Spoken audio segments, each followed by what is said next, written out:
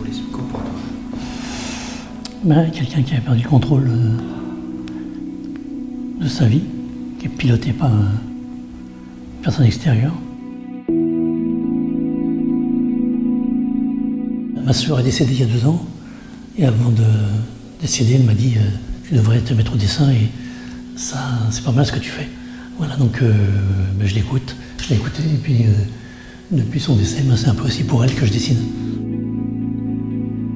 Je me suis mis réellement seulement il y a 2 ans, lorsque j'ai pris ma retraite, et j'ai fait l'acquisition de cet iPad et de ce stylet.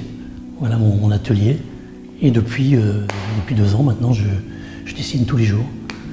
Je peux modifier, effacer, changer les couleurs. Il y a une très grande liberté donc, avec le dessin numérique. Tous mes dessins vont très vite. Tout ça c'est maximum une demi-heure. La plupart du temps, lorsque je dessine, je suis à la maison, dans mon fauteuil, et j'habite juste en face d'une école maternelle où les institutrices appellent souvent les enfants turbulents. Donc, les prénoms de ces enfants que j'entends me servent à nommer mes dessins. C'est le cas de Elliot, de Félix. 5 artistes nous ont proposé différents projets pour alimenter cette exposition qu'on a sciemment appelée Tutti Frutti, parce qu'on voulait vraiment donner une consistance très colorée, très acidulée. On a fait le pari de pouvoir les juxtaposer sur différents supports, donc la sculpture, la photo, la peinture et l'installation muséographique.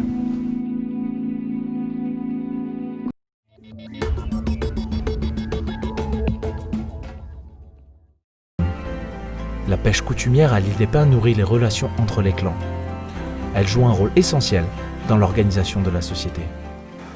Alors ce documentaire, ça retrace un peu tout le projet, enfin tous les moments clés un peu de la phase de pêche dans différents des lieux où ils ont travaillé. C'est-à-dire on a une grosse partie à l'île des Pins et puis surtout le message des personnes qui sont dedans, les vieux qui font le rapport entre la pêche et puis la protection marine. Alors l'origine de ce projet, c'est Mathieu Juncker, qui est directeur actuel de l'Observatoire de l'environnement de la Nouvelle-Calédonie. Donc à la base, c'était un doctorant, et puis la traduction un peu de cette exposition, c'est toute la partie scientifique qui voulait faire accéder à un grand public. Et là, vous pouvez apprécier des peintures aussi qui accompagnent aussi les photos, qui sont de Bertrand Juncker, qui est le papa de Mathieu, et qui vient d'une grande école d'art en France. En fait, chaque peinture, c'est différentes scènes de mode opératoire de la pêche, c'est-à-dire du repérage du poisson, la préparation des outils et puis la partie de pêche en général. En plus du documentaire et des peintures, l'exposition met en avant de nombreuses photos de pêcheurs. L'occasion pour les visiteurs de se remémorer de bons moments. J'ai passé pas mal de temps dans les Landes aussi et on allait à la pêche avec les gens du cru. Et là, on était, je sais pas, une vingtaine, une trentaine à chaque fois. Ah, d'accord. Pour tirer les filets. Ah oui, quand ils revenaient, donc vous alliez... J'ai eu l'occasion effectivement de réparer des filets. C'était une expérience. Et qu'est-ce que vous pensez de l'exposition ? Très bien, très bien, très explicite, à la portée de tous. Et on apprend beaucoup de choses, les valeurs entre la pêche justement et l'homme. L'exposition est ouverte à tout public du lundi au vendredi. Vous pourrez aussi découvrir et acheter le livre de ce travail sorti en 2018 sur place au prix de 3 500 francs.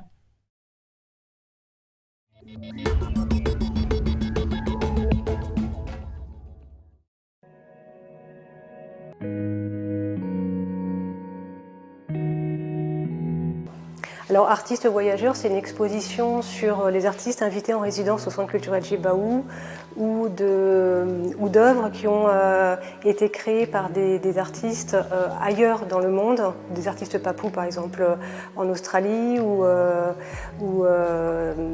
des artistes de Nouvelle-Zélande ici en Nouvelle-Calédonie. En fait, c'est des œuvres qui sont le fruit d'un voyage, c'est-à-dire que si le voyage ne s'était pas fait, l'œuvre qui en résulte n'aurait pas pu exister puisque c'est vraiment l'artiste qui se déplace, qui découvre un endroit, un espace, des personnes et qui a envie de raconter ensuite ce qu'il a ressenti ou ce qu'il a eu envie de faire comprendre au travers de son œuvre. 80% des œuvres portent sur la Nouvelle-Calédonie, donc c'est vraiment le regard de ces artistes, de ces personnes sur un même endroit, un même pays, même si ça peut être dans une tribu pour Denis Rouvre ou dans toute la Nouvelle-Calédonie pour Jean-François Marin. C'est quand même un pays au travers de ces regards et c'est étonnant de découvrir à chaque fois quelque chose de complètement différent dans l'approche et dans le sujet qui va être porté par l'œuvre.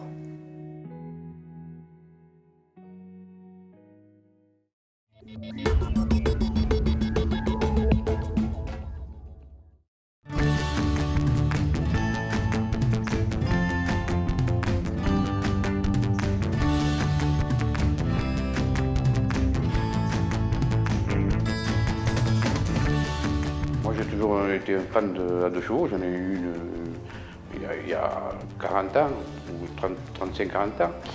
Et puis j'ai toujours gardé ce véhicule dans ma mémoire.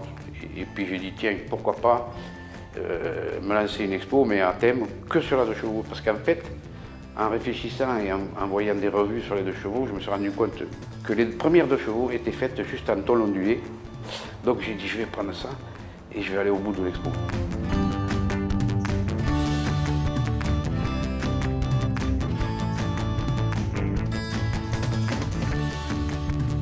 J'ai toujours préféré ce support depuis que je commençais à peindre. Et là, ça va faire ma 6e exposition, donc que sur tôle ondulée. Mon beau-père, à l'époque, il avait des cages à lapins. Chaque fois que je regardais ces cages à lapins, il y avait des dessins faits par la rouille sur les tôles. Et ça me donnait des idées, Et puis un jour, j'ai dit, c'est ça que je veux faire, parce que c'est tellement génial. Sachant que la tôle ondulée, ici, c'est omniprésent. Voilà, c'est pour ça que je continue et je persiste.